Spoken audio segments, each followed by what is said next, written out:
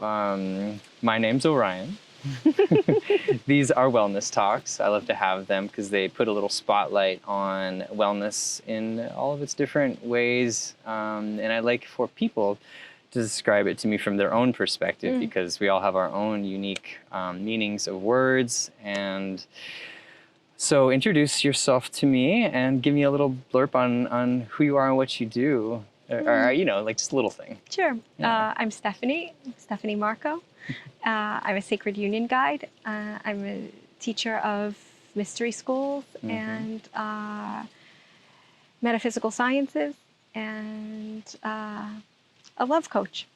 Yeah, so it's a difficult thing to wrap into one package for sure. It has so many different arms, right? And what is wellness to you? Wellness to me. I feel wellness is really the act of the lived experience of our oneness with nature and our oneness with the voice of truth that guides our way. And living from this place with an understanding of our bodies, our minds, our spirits in their divinity. Okay. So it's really about finding that divinity, whatever that is, inside you through a process, through many processes. Through so many processes, and everybody's process, and recognizing that everybody's process is different. Right.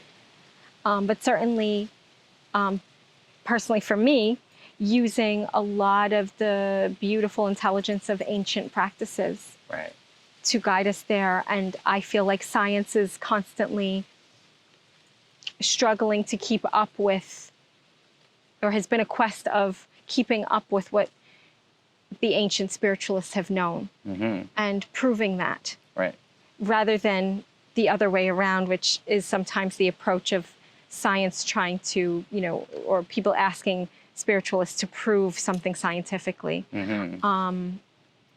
But yeah, so those modalities I think are very much gateways to full wellness. Yeah.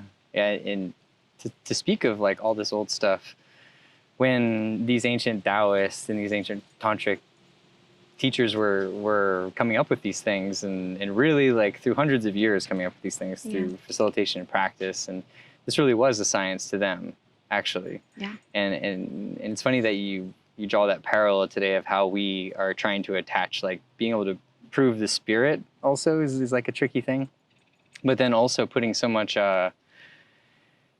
like Western thought on how these things should work. Like you need to have like nutrients, like a sticker on the side of everything showing you what it's involved in. And I think that leaves such a little amount for self like discovery, So these old tools, they've been around forever. So it's just interesting that they're kind of like just coming back out again, Yeah, well, we're all remembering.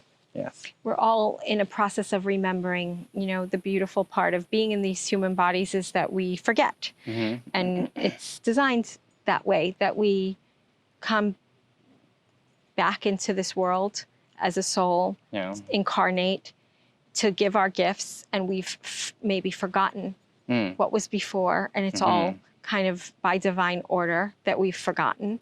And this quest within our souls, within our spirit, is one of remembrance. Okay, like ancestral in that way.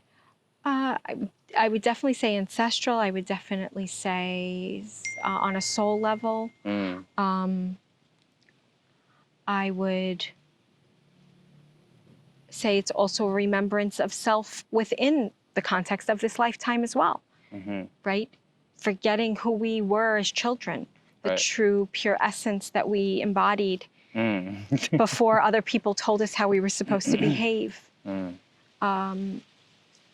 If we were disconnected from nature, if we lived in big cities, if we were under very dogmatic religious upbringings or, very strict ways of playing in the world to win status or money, and all of those things are cultural influences. So it's a removing of these veils so that we can come back to the truth of who we each are, which is such a miracle of uniqueness. Right, and it's quite an unraveling we have to do to get back to those spaces, I feel. It can be a very painful one. Yeah. And it's also a very joyful one. Right. And where we are right now is in this place called Nosara, where I feel like this can be accessed a little bit more easily than if you're in a city, or if you're even in like some place where there's a lot of cultural norms and people are always telling you what to do. And escaping that dogma, that conditioning, I think can take a long time. It can, and we're so lucky to be in this dimension called Nosara. Mm-hmm. I call it a dimension because I don't even think it's a place. It's such a potent frequency. This particular place and community attracts so many interesting people with so many gifts. Mm-hmm. And so I feel really lucky to have found this place and to have had my work so beautifully and graciously received. It's helped me grow tremendously, these friendships. Amazing. Yeah. And so to go back to like intimacy and what you do, and wellness, and how do these things tie in with each other? Because I feel personally nowadays there's like a disconnect between people being intimate with each other with all like the online dating and just the that whole ecosphere of internet stuff. How important really is intimacy in our lives and like into wellness, Wow, that's a great question. I feel it's integral, and I think so many new studies are coming out that are showing that the lifespan expectancy can be that much more extended. It's like I actually saw an interview where this guy, I don't remember who the teacher was, but he was saying that the predictability of lifespan is the number one predictability of a long life is whether or not you have good friends. Mm-hmm. And I think that completely ties to intimacy and relationship, because we can be surrounded by all of the most, cool people in the world and feel the most alone that we've ever felt. Or we can have two really close friends who let us completely be who we are and who can hear us and see us and allow our expression to be there and love us despite ups and downs and, spats and fights that come into play sometimes in close friendships, but can really always be there. And that's, to me, become the most important thing in my life personally. And I think it should be more of a value that we carry and that we invest in learning how to be, because the human experience is one of relationship, if nothing else. Yes. We are in relationship with our phones, with our friends, with nature, with air, with substances, with habits, with emotions. We're in relationship in every aspect of our existence. And so becoming masterful at relating really starts with how we relate with ourselves first. Yeah, truly. I hear a lot of that nowadays. It's like, especially with the digital spaces being a lot of noise, I feel like, and bringing us away from who we are. We oftentimes we'll hit these, I'll speak for myself, I'll hit these spaces where I'm like wondering like who I am and like, and as I observe it, I'll like start, okay, well, what am I watching? What am I listening to? What am I surrounding myself with? And sure enough, like that's how I'll start to curb some of my habits, is being aware of that. And to speak into friends, it's like, I think that's so important to surround yourself with people that are not necessarily going to always be helping you, but people that will be positive reflections to even your negative habits. So like, pointing it out and saying like, hey, you're doing something wrong. And like, I'm not trying to be an asshole by doing this, but I love it when friends point out things that I don't see. And Definitely. so in relationships, what do you feel like in your and with your clients and people that you you know, you work with a lot? What are the number one sort of issues that are going on in relationships? You know, I think the number one issue going on in all relationships with all people is our sense of not belonging, our sense of not being good enough or being too much. And wavering between those two thoughts that further remind us that we are separate. Right. And this feeling of separateness is, I think, the oldest wound. It's like it's raining. It's raining flowers. Raining flowers. How ceremonial. I think that this is really a very ancient wound, and one that is also by design. Okay. We are meant to feel the separateness. We are meant to feel the yearning for connection. Right. But within that separateness and yearning for connection, we get often a lot of feelings of shame will come to the surface. Okay. If we haven't been shown or given coping skills by our caregivers at young ages, Right.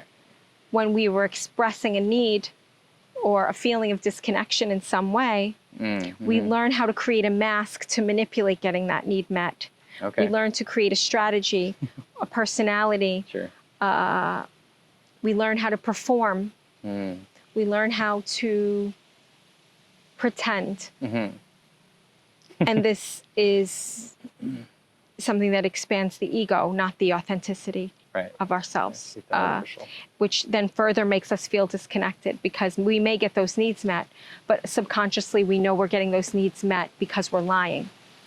And so then we don't trust the people who are meeting our needs because we've been lying on some level, whether it's people pleasing or puffing up and making demands, being codependent, creating all of these other strategies, narcissism also being one of them that is, you know, quite pervasive and rewarded in our culture.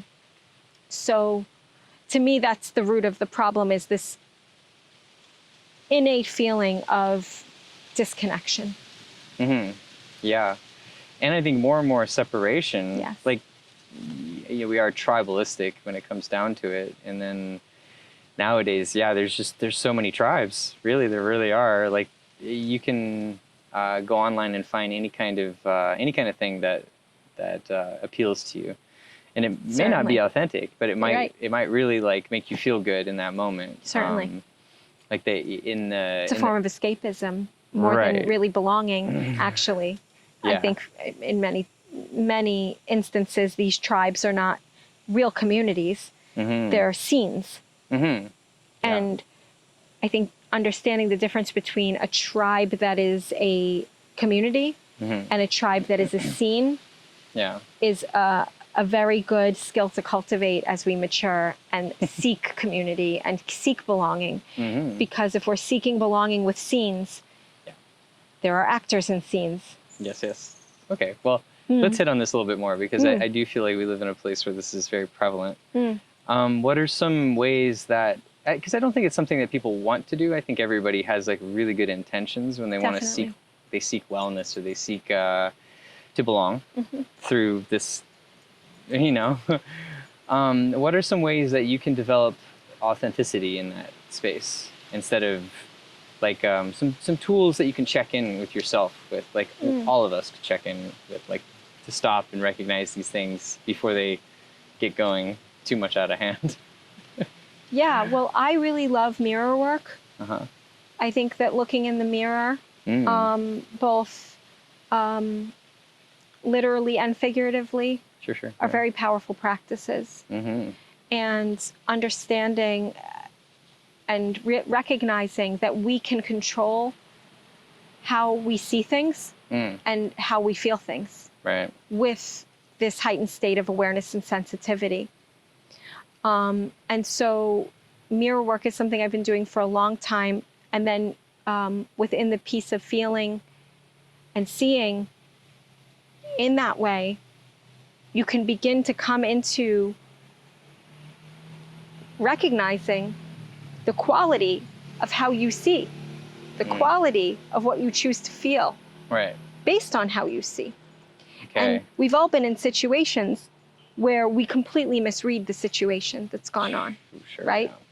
It's probably the cause of most suffering in relationships, Mm-hmm. is you said this, it reminded me of that, I created the story of this, Mm-hmm. and pinned you as that, Yeah. you know? Yeah. And then made a behavioral decision to react like this, Yeah.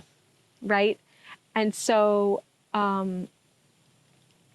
in terms of like being able to see and feel with sensitivity and with also non-reactivity, Mm-hmm. these are very basic principles of walking a spiritual path. Sure. And if we can start doing that with people, but with ourselves first, Sure, yeah. we can start to invite more of that kind of conversation and see very clearly who's up for that, Right. Yeah. who's up to lean into that. Mm-hmm. And the more people that are willing to lean into that kind of depth of realization and being in discomfort with you, Yeah. even when you're opposed, Mm-hmm. without reacting or trying to be right, Right, yeah. That's or the key. win. Mm-hmm. When you can be in spaces with people where you're not on the same page, Mm-hmm. be felt, seen, and met with non-reactivity. Right. That's where you're creating intimacy. Mm-hmm. That's the beginning. Yeah. And it starts with doing it with ourselves. Mm. So we could sit here right now and close our eyes and see a whole number of things going on inside of us, Mm-hmm. right? Yeah. I see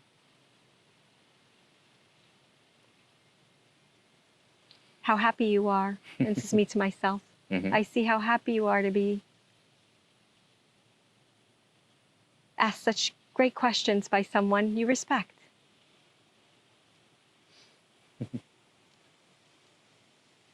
I see you're lit up in this moment. I see your big heart and willingness to share. You give that yourself, right? Mm-hmm. This kind of intimacy, Right. seeing yourself with that kind of love Yeah. and not faking it, Right. right? Also, like, I'm not feeling like I'm not really in this state right now, but I see you're hurting. Mm. I see you've drunk too much coffee, which is true. I Just any of the things, yeah. Right? I see that Yeah. in myself right now. I drank a little coffee late today, and I'm noticing it in my body. But all of these things create intimacy because we've misunderstood what intimacy is quite a bit in our culture. We often think that seeing the best in someone is what is meant by loving. Mm-hmm. But have you ever had someone be like, I see how magnificent and wonderful you are, when you're feeling like crap? Every now and then, my mom, yeah. Right? And you want them to just say, and you can't trust them, right? You can't trust that. Yeah, sure. I'm losing it right now, Yeah. Exactly. right? And when someone can see you, yes, I see how wonderful you are. I see you're really torn. Yeah. I see your heart is breaking. Mm-hmm. I see you care so much about how you show up. Right. I see the pain that you're in. And not trying to fix it or do anything or change it. Mm-hmm. To let you be Yeah. less lovable in some way, or less figured Sure. out, or less radiant in some way, and still stay there with you in that. Yeah. Right? So making that distinction of what really seeing means. Sure. what really feeling means. And being seen. And felt, allowing yeah. yourself to be seen in that vulnerable state, because Exactly. that can be scary. Yeah. Yes. I think that's one of the scariest things for most people is to be seen, and also to ask for what they want. And especially in our day and age, it's I don't think we're allowed so much time, because you know, when you sat there and you closed your eyes and you're sitting there and you're asking yourself questions like, yeah, okay, like that should be number one, right? You should be able to ask yourself anything and be able to tune in with your awareness to those answers. You should be able to answer those things to some degree. And I don't feel like most people can, just because they don't really take any time to do this. And I think this is a skill you have to harness. You have to practice it, and you have to Absolutely. cultivate it. Absolutely. I don't think people know that what they don't know, though, either. Exactly. Right? So if they were to invite themselves, and that's what I just so honor and love about the work that I try to create and the experiences I try to create for people, is to allow them to step into some of these questions that they didn't even know that they could ask. And to give them a safe space to do it. Right. What gets brought to the surface is never what they think, always what they need.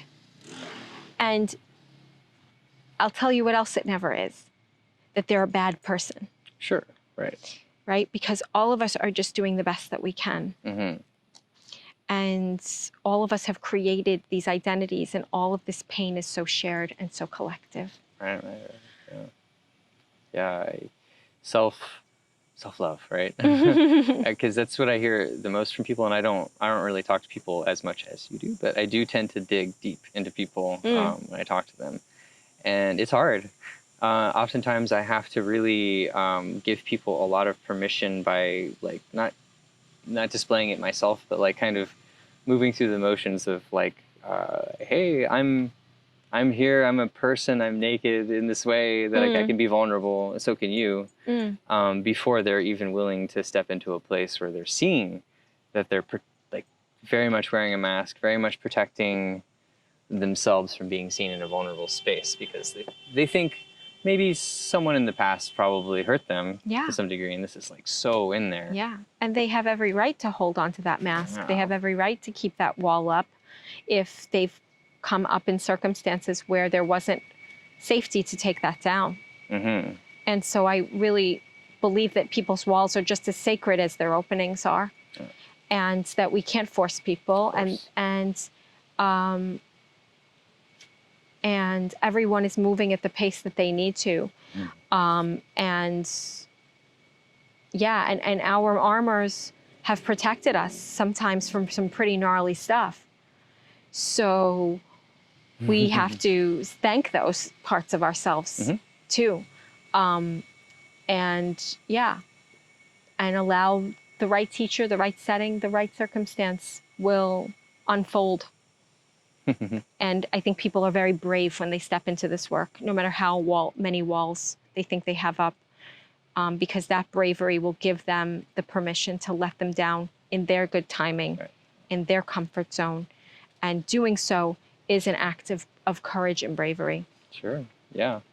What are some, because I know a lot of people, I'm going to say some keywords here, are really interested in like Tantra, but they don't know what it is. So two parts, like what are some ways that people can step gently into this space without feeling threatened by something they don't understand? And let's see, what was I going to say? Be threatened in that way. And what is, oh wait, just a moment. We'll cut that. Okay. And I'll repeat it again. Okay. Yeah. Saved by the motorbike. Yes. Okay. So yes, two questions. What is a way that people can gently learn about Tantra without being threatened by something they don't understand?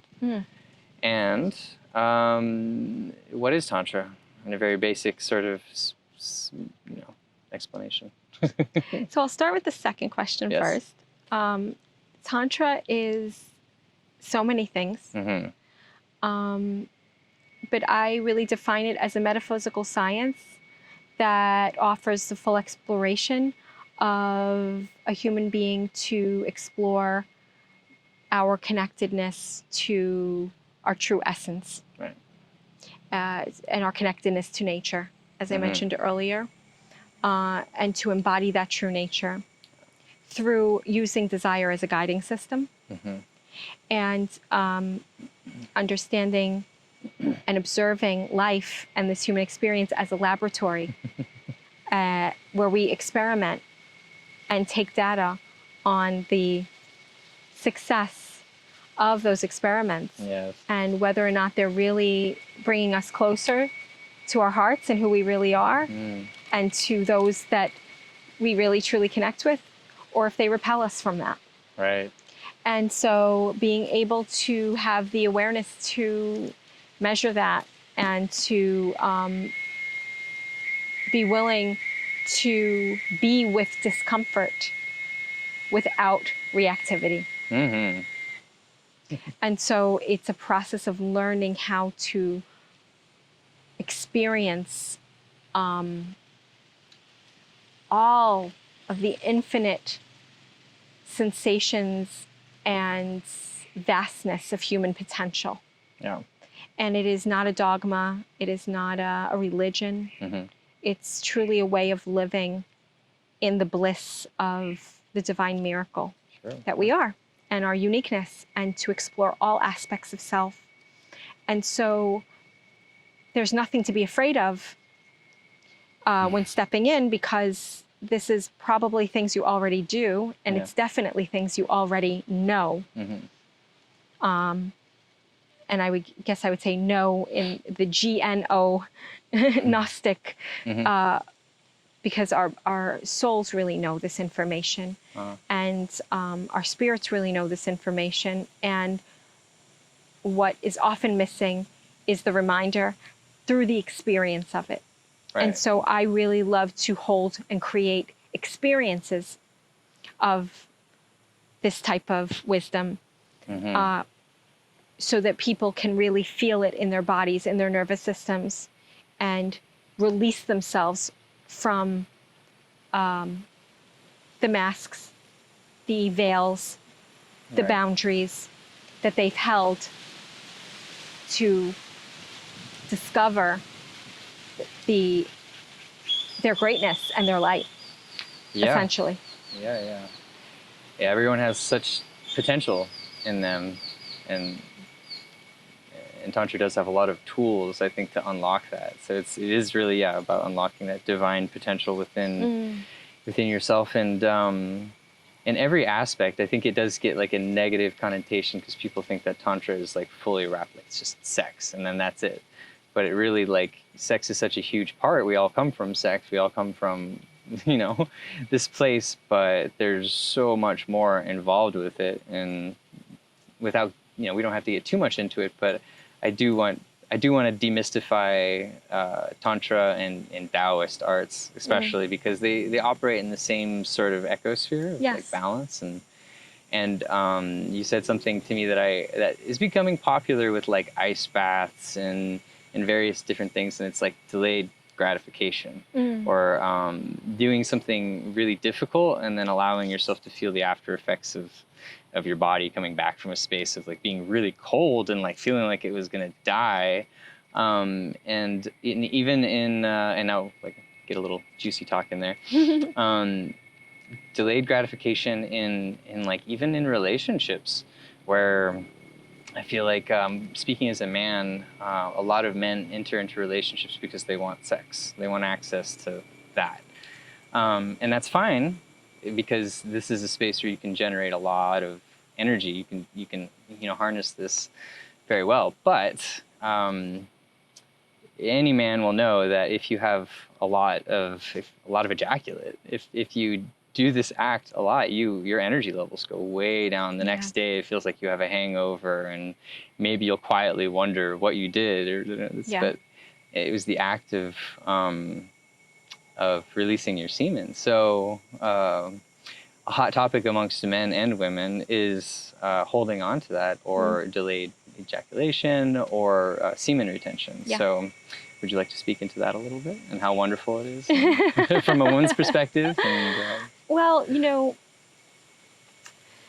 a man who is in control of his sexual urges, a man who can control the intensity of his desire in his sexuality, a man who's not leaking sexual energy and looking for external validation from women and gratification in that way, is extremely potent, extremely sexy and attractive to women. Yeah.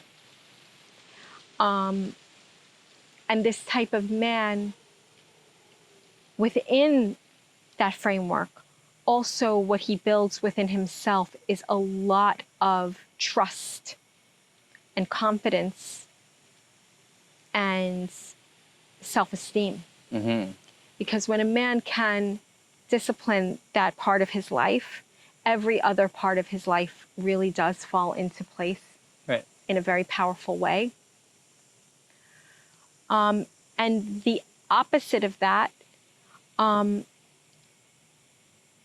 is what happens when a man ejaculates and watches porn and gives away this aspect of himself and this powerful attention.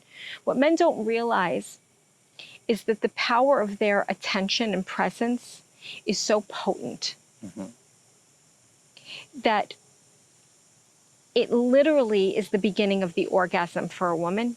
It's literally the beginning of the first step of him achieving his wealth. It's literally the beginning of anything he wants to create. And unfortunately, men have not been received by women in such a way that we reflect back to them how powerful they are.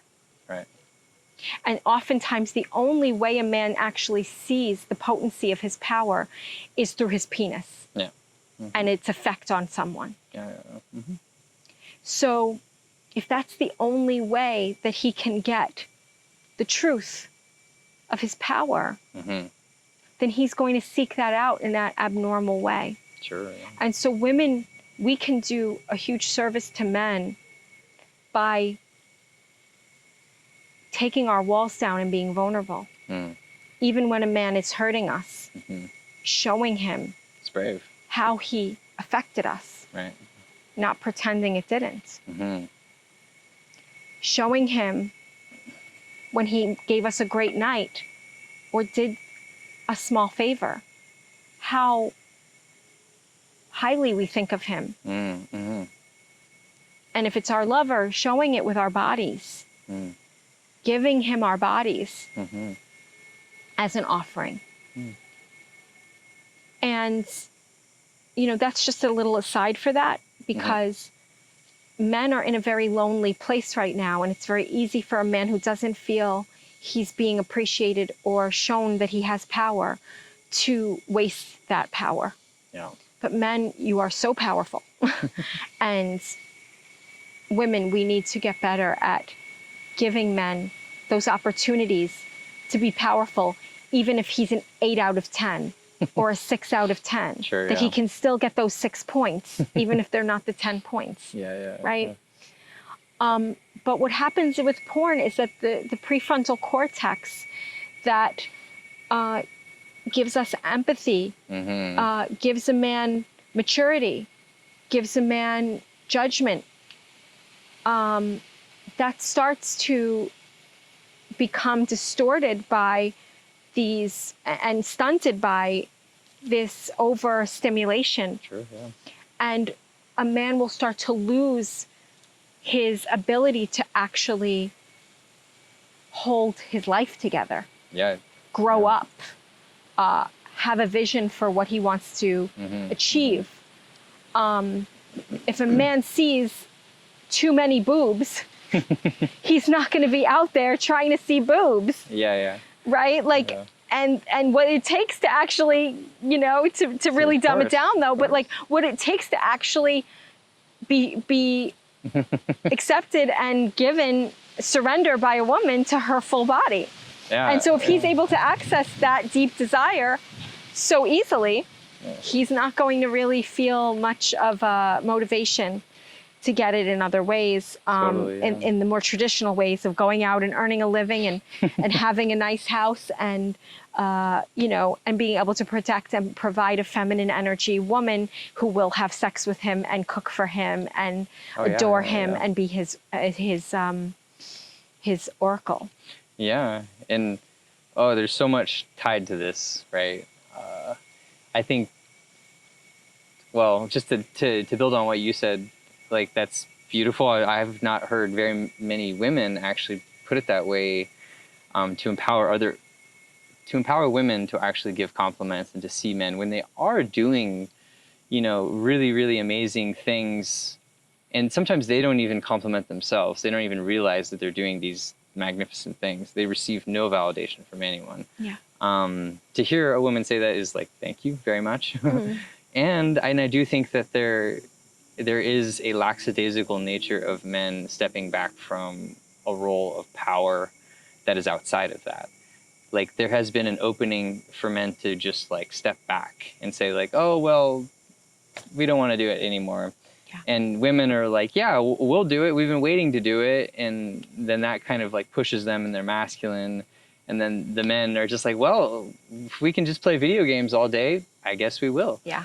And I like hearing what you said is amazing. And I think that's one part of the puzzle. I think another part of the puzzle is really just confronting men and saying like, why don't you just, and I hate to say this, but like, just like be a man in a way, but like, I don't want to like, no shame around what they're not doing. It's just, if they were to learn that they could do just a few simple things, and then they could take that being a 4 and playing video games and not getting anything up to a 6 and being seen and recognized.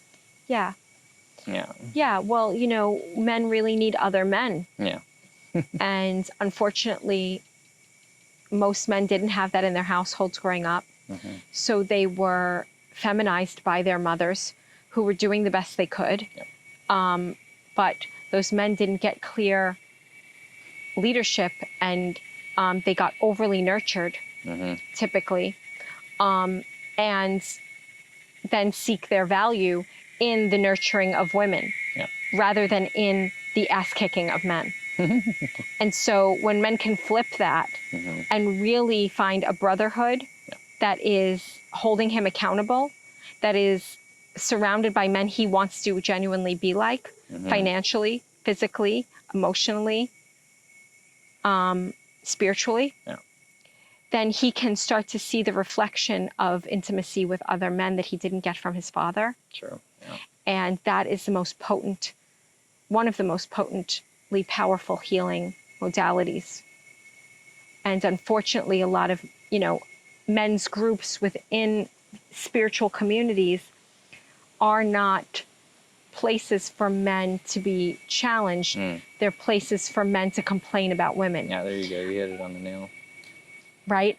And so, or to have a competition with women in a way. Right. And this is, again, the feminine wound, the mother wound, that needs to be resolved in men. And women need to resolve our father wounds. Sure. Those are the two most paramount things that we can do. And certainly women have mother wounds, and certainly men have father wounds. Yeah. Right? But they interplay with each other. Right. And typically what causes men to drain women, or to not have space for women, or to manipulate and abuse women, is a mother wound.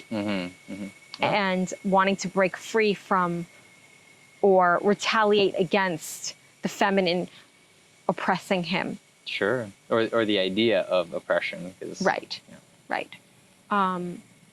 And, the opposite is true for women with our father wounds. And feeling we had to perform to get love, or having very judgmental and critical fathers who were very conditional with their love. Controlling fathers, abusive fathers, you name it. Yeah. The list goes on for sure. Our parents doing the best they could, Certainly. Life really is just a messy thing, and it's really wonderful when you can sit down with people and have, like, even this conversation. I hope someone's watching this and they hear something that relates to them, then they actually feel like they have some power to go out and say like, oh, well, I'm gonna go check this out and see if it relates to me. Or maybe the next time someone does something to me, I'll stand up and I'll say, no, this is bothering me, instead of just letting it slide because that's easy. Yeah. Something I wanted to talk about is like how to. We live in most people live in these cities where this is not a thing, and it's very hard to cultivate these skills and tools. Very hard to even talk about them and have conversations around this. So it brings me to like the retreat space, and I guess just how healing that is. I just want to get a few words from you on it, and like how wonderful the retreat space can be in facilitating these types of things. Thank you. Yeah. I feel like knowledge is something is often a form of bypassing actual growth. We live in a culture that tells us if we read enough books, if we watch enough podcasts, if we post enough memes, that we're going to somehow by osmosis become this practitioner of this wisdom. This guru. Right? Yes. And we can know cognitively everything and read every book and still not have that relationship we want. Right. And that is because it can only really happen when there's a physical change in the nervous system that can actually hold the capacity of that frequency that we are striving for. Right. And it can be a frequency often, if not always, that our bodies aren't adapted to, because it's a frequency that we haven't practiced or learned or felt comfortable in. This is why we continue into these same relationship patterns with the same person who seemed different in the beginning, but essentially gave the same experience to us over and over again. And that happens because it was actually subconsciously what was the most comfortable for us and the frequency that we've practiced the most, and are even, I would say, go as far as to say, are addicted to. Yeah. Right? So what a retreat experience does is give us a testing ground, at least my retreat experience, it gives a testing ground. And I always say this is not a retreat for fun or to hook up, although that does happen often.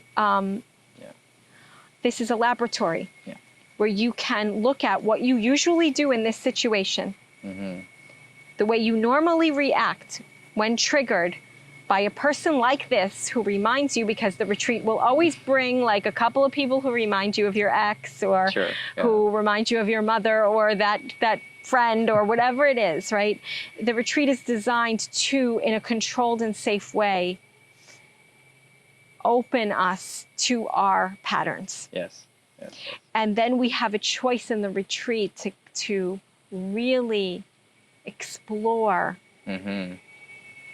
what the behavior is, what the story is, what the belief is, what the reaction is, what the mask is, within the context of that.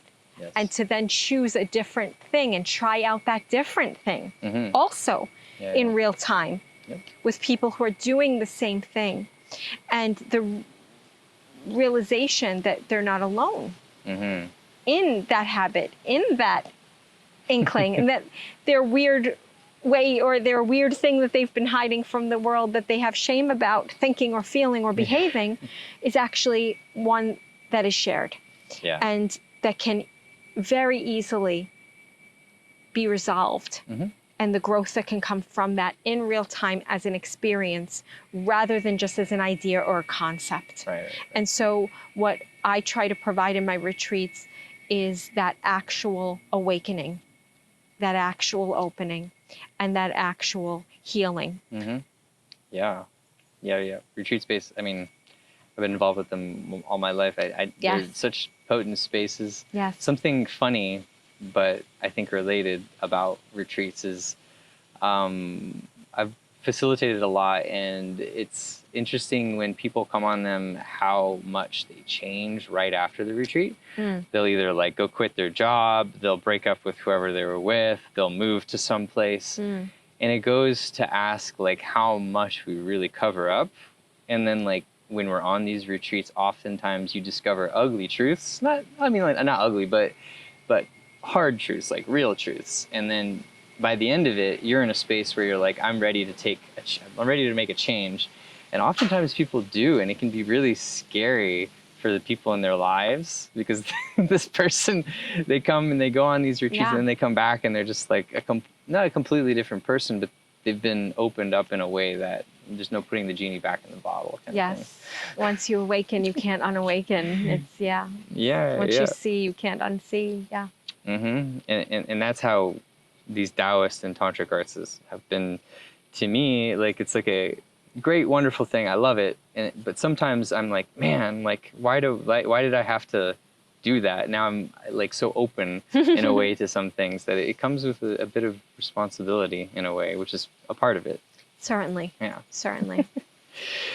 Okay, so what else do I have in here? Oh, the modern day napkin drop. This is something I'd like to just talk about because, so back in the day, I think in the late 1800s and early 1900s, it was expected of a man that was seeking a woman to make himself known in certain spaces. You know, like this is why they would have court and blah, blah, blah.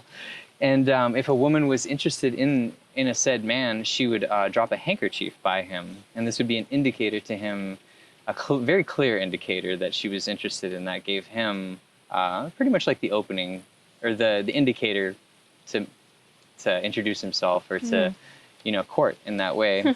And I just don't think that we have that nowadays. And I've been really wondering how that could be created in our nowadays. Because much like in the wild with men and women, I don't know this for certain because I haven't tested it enough, but I feel like if women actually choose the men that they want to approach them, and there's a way for that to happen, that we would all be a lot happier. I don't know if it's true or not, but. Yeah, that's a powerful question. I mean, it's become infinitely harder to connect in person because of the convenience of dating apps and how it's and porn and how it's really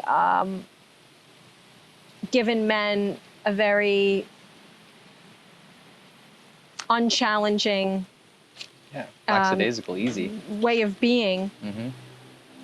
And wanting such a clear indication from a woman that it literally reverses polarity and puts her in a masculine place. Yeah.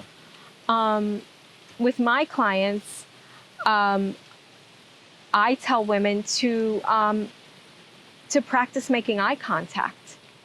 Yeah. And smiling and holding eye contact. Holding it, not the fleeting like look not away. Not the fleeting afraid, and that can be really scary. I know when I first started doing it, I was like, oh God, because I can be a little shy and awkward, even though I don't seem it. Sure. I actually tend towards being a bit introverted, even though it's. You mean all tantric teachers aren't like this sex maniacs and exhibitionists, and they don't know everything about everything? I didn't say I'm not a sex maniac. True, you didn't say that. But anyways, yeah. But yes, a very picky one. Yeah. But I think that when women can, when we can energetically open our hearts in the presence of a man, really literally feeling as though there's a zipper from here to here that we unzip and open, opening our bodies, making eye contact, smiling, that can go a long way in inviting a man in. And likewise, look up from your phones. Yes. Yeah. Pay Everyone, attention to the world. Look up. There's a whole world. And, to not be afraid to to smile, to make conversation. Even if I'm not interested in a man, if I feel so impressed by men who have the courage to come up and speak to women, that I really, again, want to call all women, whether or not you're interested in the man who comes up to you, to not be a bitch. Yeah. You know, like, understand, like, he might not be your guy, but him having the bravery to come up to a woman, if he's being respectful and kind, like, give him a break, you know, and thank him and point out, like, wow, that's really bold. I really like that you did that. Totally. You know, so that he can meet the woman he wants to meet, even if it's not you, and not cause him to shrink and cower and continue this narrative that women are blah, blah, blah, blah, blah. And just to also add to what I said, when I mean, like, I want a woman to indicate that she's interested, that's it. Like, allow the man to pursue. I think that's a beautiful thing. And I think if you're a man who has gotten past the fear of being declined or not given what he wants in that instance, you know, if you can actually walk up to someone and receive and know and be like, okay with that, this is amazing, you know? And to pursue a woman, to give yourself that action, that challenge of, like, ooh, this is someone who I want to actually, like, show it to. Because I mean, if a woman just gives you everything right away, what does that even say? Like, that doesn't really, as a man, I would maybe unconsciously probably just think, like, oh, well, that was way too easy. Like, on to the next. Sure. I think we're always, like, subconsciously, we're so much smarter than we are consciously most of the time. Like, yeah, I mean, those chemistry, those old patterns start to kick in, and we feel that animalistic attraction to someone, and then a lot of things go out the window. Yeah. And, you know, these are patterns that, when we're on a spiritual path, that we just are willing to look at and make different choices. Right.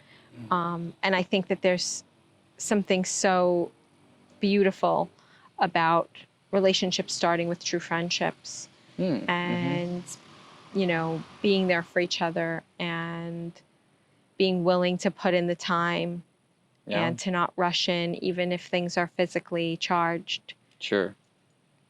Yeah, it sure can. I mean, I guess it really depends on that question, that conversation with yourself of, like, what do I want? What are my actual goals in this? And if your goals are to go and play, and you can make that a communicative thing to whomever you're with, then that's fine, I think. But yeah, if you really know, and you're like, this is someone that I really want to cultivate this with, or anyone for that matter, it's really great as a man, I think, to actually, like, act on that. And I keep hitting on that because I do think that a lot of men right now just kind of, like, wait, or think with dating apps that they can just think that pay. they have all of these options, this illusion of so many options, so they don't make any choice because they don't want to make the wrong choice. Right. And love is a choice. We have to decide at some point that this is the person I'm going to pour into. Because if we don't, we're just swiping till the end of time. And it's not going to always be easy. And it's just because it's not easy, not a symptom or a sign that the relationship is wrong. It means it's an opportunity to grow together, and relationships are meant for our spiritual growth and for our realization of our divinity. I'm curious from you, what could a woman do to approach you that would feel not masculine, but also give you an indication? Like locking eye contact with me, I think is a big thing. Or just even mentioning something that I'm doing and like saying, like, wow, it's really cool that you're doing that. What I'm trying to figure out, like, is admiring you in some way. Is the line between, because I want women as friends who can say beautiful, wonderful things to me and me not think, oh, this woman wants more. Right. So it's really like being accepting of anything and everything that the feminine has to offer me, but not creating a story around it. Like really just asking a question, like, oh, that's amazing. Like, and then just, saying, hey, I feel something here. What do you feel? Like, whoa. And these are questions that people don't really ask very often. They just kind of like edge and then all of a sudden they explode on each other in physicality. But this is where it's a little tricky to go from like a friendship and then an attraction into like, let's have a conversation about this. Sure. And I think the more, hopefully, that we learn to have conversations, like these deep conversations where we're being vulnerable with each other, we can ask these questions and actually receive answers and not be so hurt by like, even if you receive a no, it's like, okay, great, thank you. Yeah. That's amazing. Totally. Yeah. Yeah. And it's so what I strive for. I think it's so important to, and I've been so called to do co-ed retreats, and that's all I've done. Because for me, bringing men and women together in these vulnerable spaces, to see each other with compassion, to have hard conversations, to consider each other is the real work that this planet needs right now if there's going to be a resurgence of true love and divine union. Yeah, I agree. And I hope that does happen. Here, I want to go back to the real world at some point and have these conversations with people that are like, here in Osara, it's great, but I don't think that people that are here, I think they have a jump start on things in some sort of sense. Yeah. And out there in the real world, we'll say, that's where people are confused the most, I think, with everything. And so it's really great to... How do you find your people? Like, how do you find the people that come to your retreats? Like, how do they find you, I should say? A lot of it is word of mouth. A lot of it is through community. I teach yoga. I teach various modalities in different spaces wherever I live. Yeah. And so often people will resonate with one modality, but they are all kind of, webs in the same, arms in the same,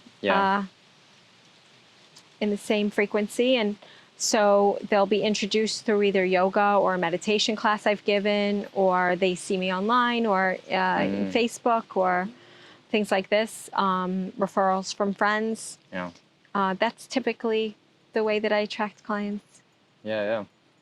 Just, I'm always thinking about how to get things into the mainstream more so that can become an addictive quality of like self-emergence, because you said it many times in this. I think the conversation always starts with yourself. And if you can really be honest and truthful with yourself and look yourself in the mirror and have that one of those conversations, that is like the first step of like you should always be able to do that before you even talk to another person, because you won't show up expecting that person to fix everything. You will have fixed a lot by, and I don't like to use the word fix, but you will have discovered a lot of your own hurt and be able to appease whatever we're going to bring to that person to resolve for you.